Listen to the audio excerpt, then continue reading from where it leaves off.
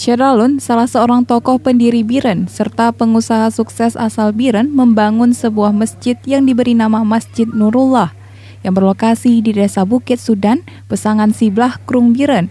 Masjid ini dibangun untuk masyarakat Bukit Sudan dan Alu Gelumpang.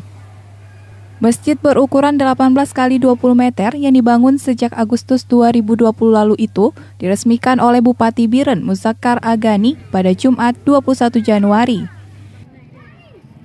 Peresmian dihadiri keluarga besar Haji Subarni, tokoh pendiri Biren, para pengusaha, unsur Forkopimda, para pejabat, kepala dinas, camat, Kapolsek Pesangan, Polsub Sektor Pesangan Siblah Krung, dan Sporamil Pesangan Siblah Krung, serta ratusan masyarakat kawasan tersebut. Haji Subarni kepada serambinews.com mengatakan, masyarakat hanya meminta dibangun masjid berupa pondasi saja. Namun, setelah melihat kondisi, ia membangun masjid tersebut sampai selesai di atas tanah wakaf masyarakat. Masjid tersebut mampu menampung jamaah sekitar 400 orang lebih dan diwakafkan kepada masyarakat dua desa tersebut.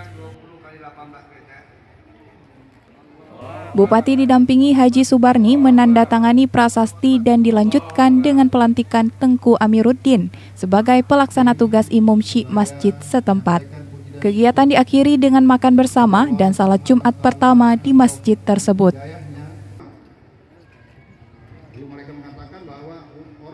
Terima kasih yang tak terhingga kepada Bapak Haji Subarni Agani dan seluruh keluarga atas dedikasinya, atas partisipasinya, atas bantuannya kepada pemerintah Kabupaten Biren, khususnya masyarakat Bukit Sudan dan Gelumpang ini di Siblah Krung yang telah berkenan mendarma baktikan kehidupannya untuk jalan Allah ini, membangun sebuah masjid yang cukup megah ini.